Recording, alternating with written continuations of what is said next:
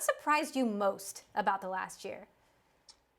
Oh, yeah, it was a crazy year. I think so for the viewers, Okta is an identity company. So we connect people to the technology they use at work or our customers to their websites. So we get this unique view in terms of the data on what people are using. So we expose that in an aggregated way to let the industry and our customers and the market know about the trends of what people are using and what people are finding success with in this crazy time. So that's the context for the report. And as you mentioned, this is our 7th annual report, and it did not disappoint. If you look at the top fastest growing applications, 9 out of the top 10 are totally new, including number 1, which is Amazon Business, right?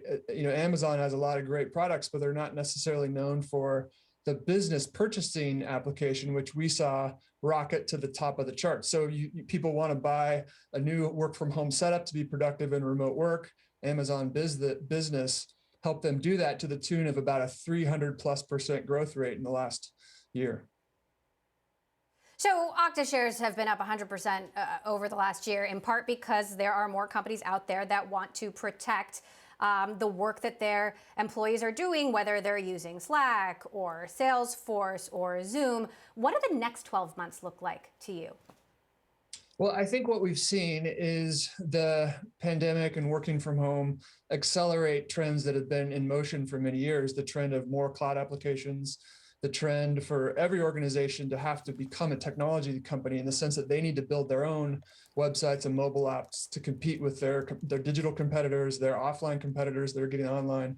And then the third thing, as you mentioned, is every company has to be great at security. And if you look in the report, we actually see a lot of interesting data about security. So if you look at all the industries that Okta serves, higher education and education in general is the most threatened industry. So we see emerging threats against that group of organizations at about twice the rate of banking and finance.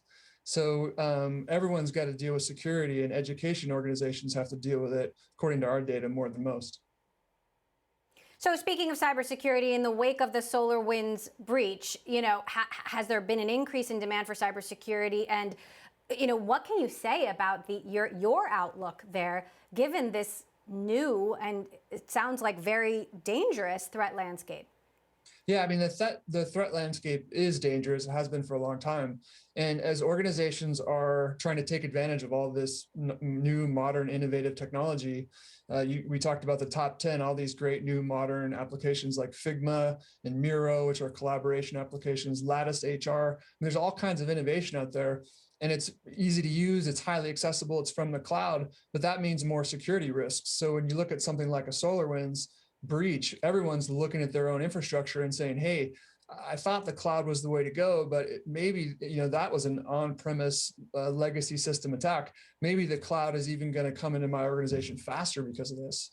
And maybe the cloud can even make me be more secure. So you get that benefit of easier to access and more security. And that's going to be the impact of this breach and in general move to people wanting to take advantage of more cloud computing.